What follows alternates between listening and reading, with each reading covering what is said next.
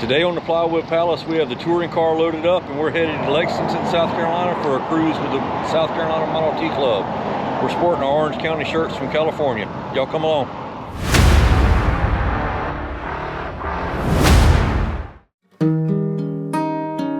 Leaving Sumter on the right, you'll see Shaw Air Force Base, and a few miles down the road, McIntyre Joint National Guard Base. And before you knew it, we were in Lexington, South Carolina, where Terry had some great directions printed out and ready for us.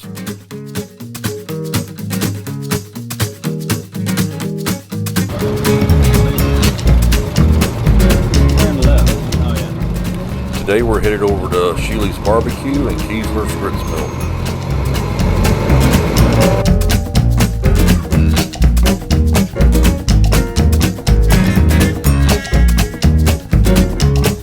Tour took us on a variation of 4-lane highways, back roads, and seeing the epitome of southern countryside.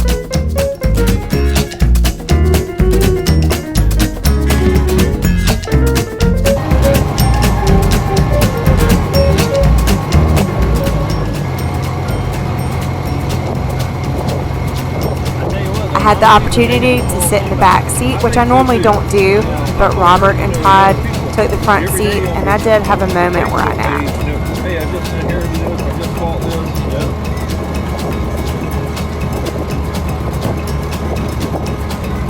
It's just been slowly growing, it looks like. So either that or Facebook is constantly feeding us the same stuff over and over. There is that possibility. That's one reason why I like this route, because there's a lot less traffic in the ticket number one, stop signs and everything.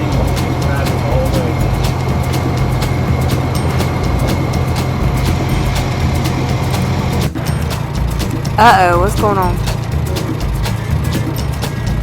As with so many Model T tours, someone's going to run hot. We sat around for a few minutes and we realized we had a few bottles of water, so we thought we would go back and check on them. I didn't want to let anybody else know this, but we kind of supercharged this touring car a little bit. Sit back and hold on. See you in a minute, Terry. Hurting a little bit.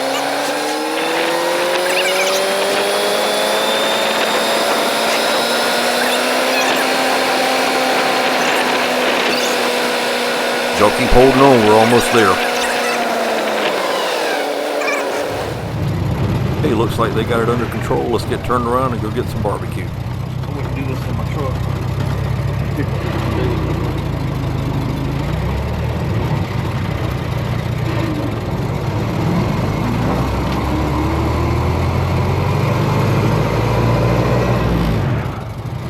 So this is downtown Batesburg, Leesville. It's a pretty little town.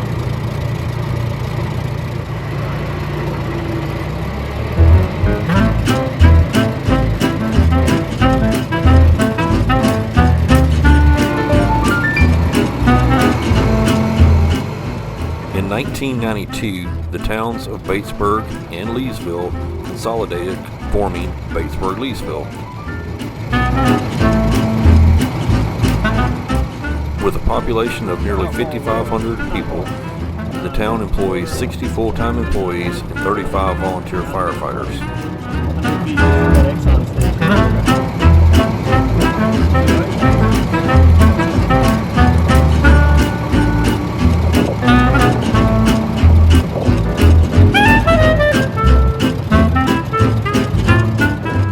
The town relies heavily on the poultry industry, with two large processing plants there, Amy Farms and Columbia Farms.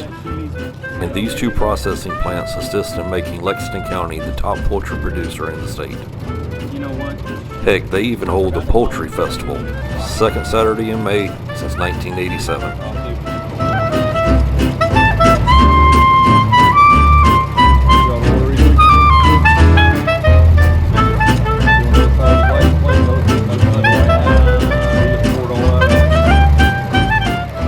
Now, if you know me, I could take or leave any kind of stick and ball sports like football, baseball, basketball.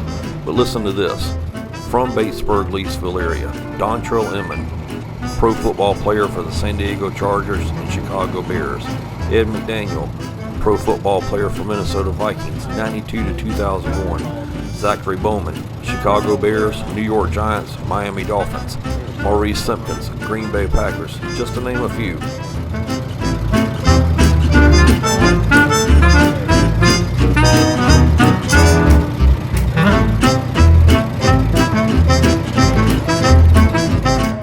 We had already been told this was the place for barbecue. The parking lot proved that right. Also, when you walked in, we thought it was very interesting and probably the first place ever where you wash your hands while you're waiting in line to pay.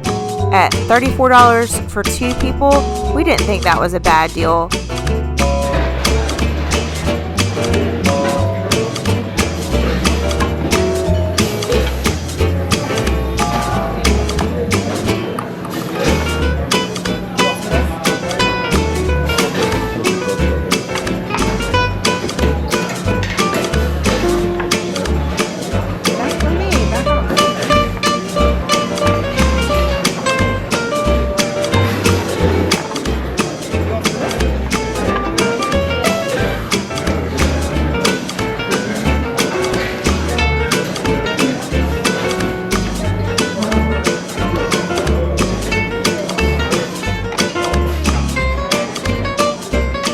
I don't know what I was thinking here getting 1 piece of fat back, but man, I should have got 2 or 3 pieces minimum.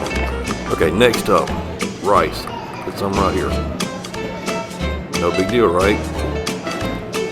Next, highly debated subject on anything with barbecue related in South Carolina is hash. It's very regional. I don't even know if other states even have hash. I figured I'd try it. Barbecue. Here's mustard base. Had no clue that we were going to get 3 different choices for barbecue. Obviously the mustard base is in a bigger container there. Must be more popular. Next up, Old Hickory, and then pepper and vinegar. I really couldn't choose which one I liked the best. And if you want to know how good it was, here's a before and after.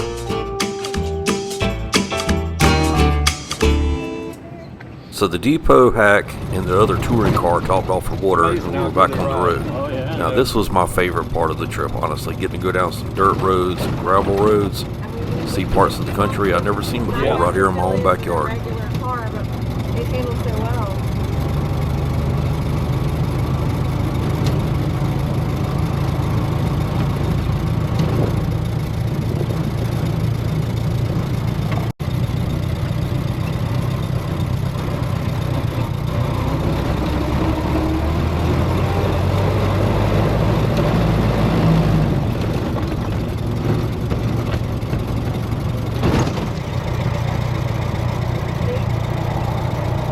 Our next stop was Kiesler's Mill, where Dr. Kiesler, who's been a practicing ophthalmologist for 35 years, gave us an insight into his grist mill and the corn that he grows.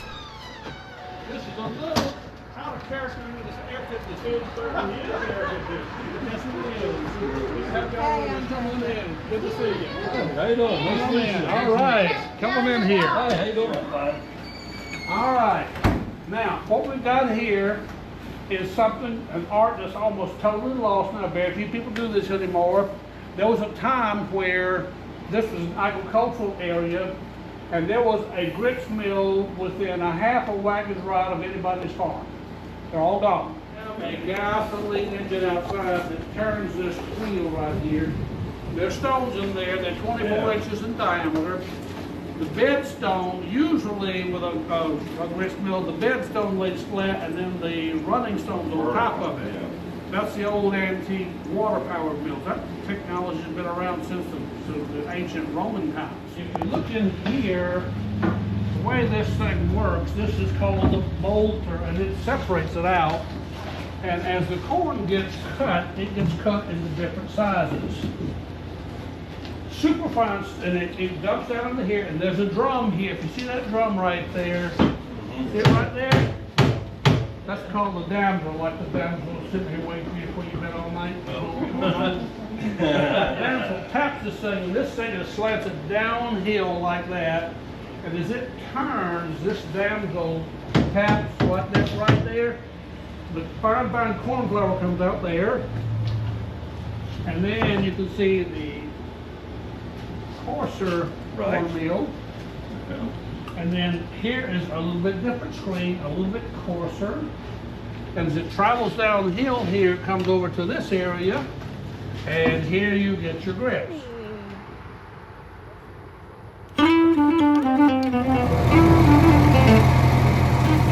As much fun as this was, we needed to get back to Terry's house and get loaded up. Storms were coming.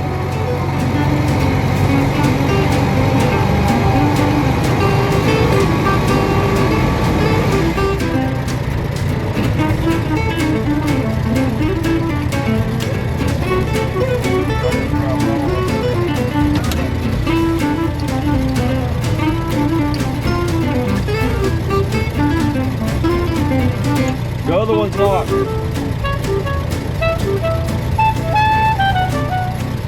Leave us a comment if you've ever enjoyed Stone Ground Grits. Also, give us a like and subscribe.